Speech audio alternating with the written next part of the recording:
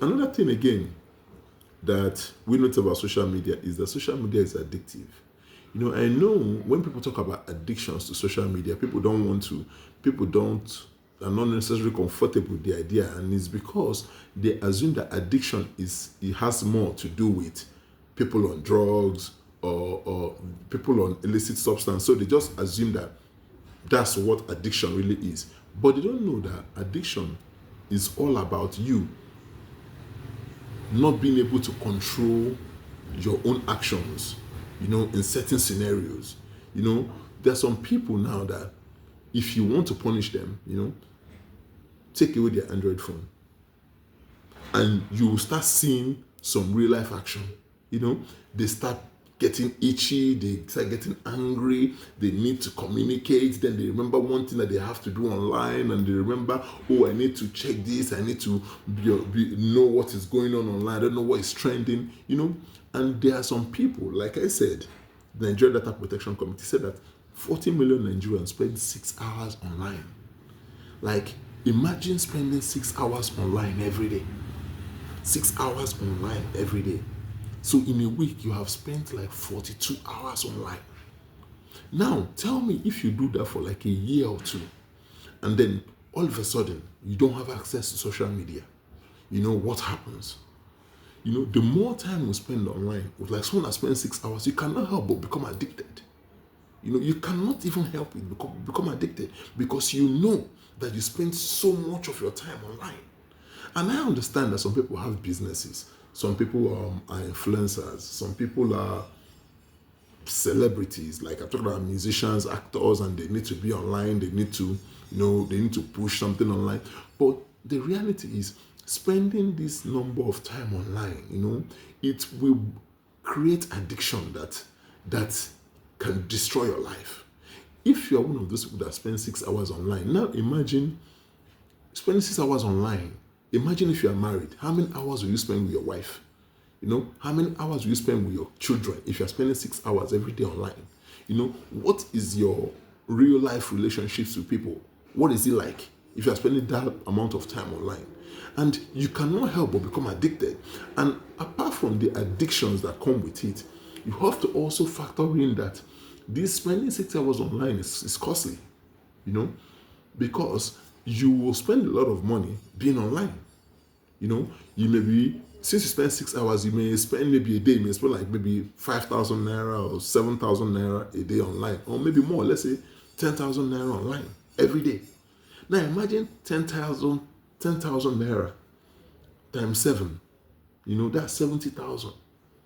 That's close to the minimum wage that you are spending online.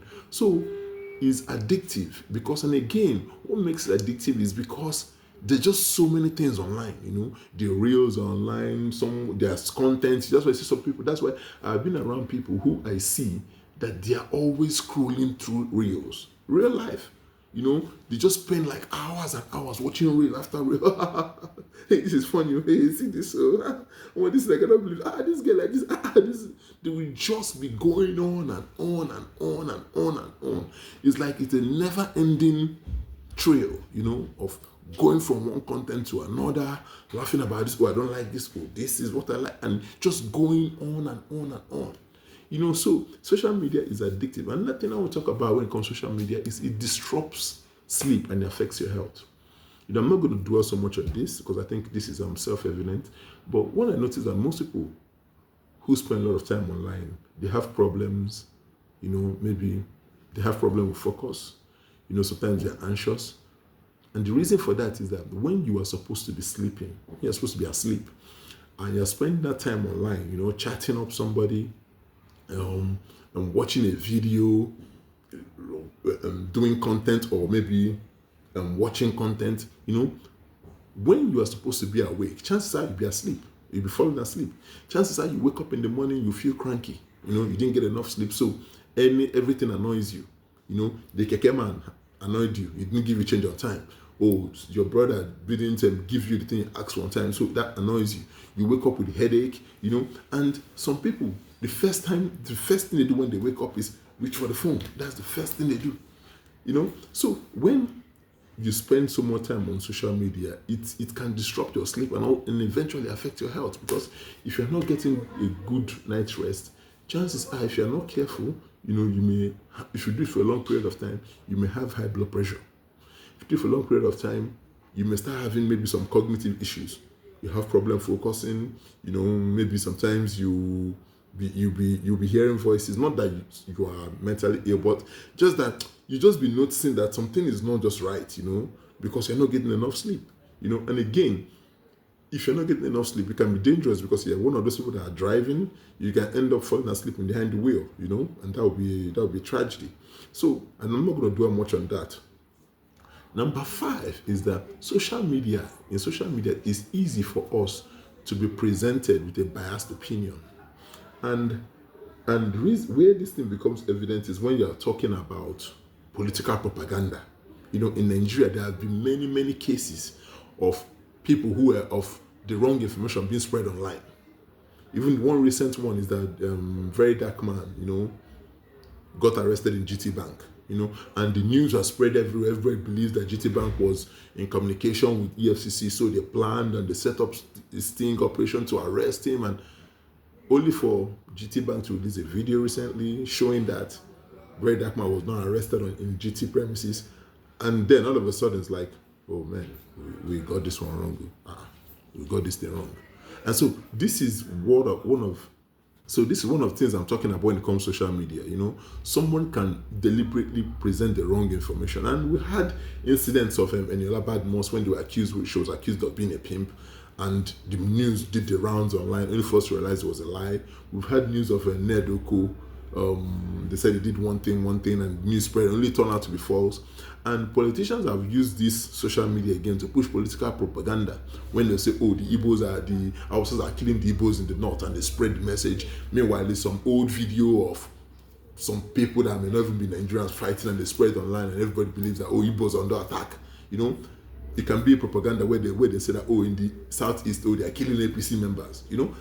People have used it to spread propaganda, and it's easy to buy into this propaganda because when you see something consistently or something is everywhere, there is that tendency for you to assume that it must be the truth. It's the truth because it is everywhere. Everybody's saying it. Everybody saw it. So it must be the truth, which eventually it will never be the truth. So another thing again is social media is deceptive, And the reason, what I mean by that is that social media, people use that medium as an avenue to market products, and eventually, they create a fake lifestyle so that people can buy what they are selling. And I see it with these social media influencers, whereby they tell you, oh, I went to some mall, I bought all this, and this person's clothes is the best, high fashion is the realest fashion in the world, and they're showing you what they bought, and you think in your mind that, wow, this person must be balling, they went there to go and buy all this stuff.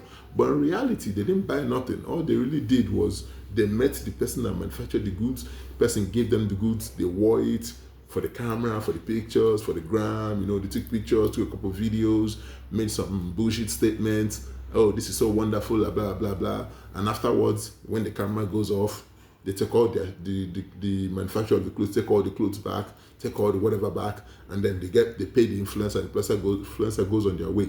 You see that with a lot of these are celebrities like Tokema Kenwa, who tells you that everything she wears, like most of these people, a lot of the things they wear, they don't own it, man. They just rent it, wear it, take a picture with it, and give it back. So it has this tendency to push a fake lifestyle that a lot of people fall victim to.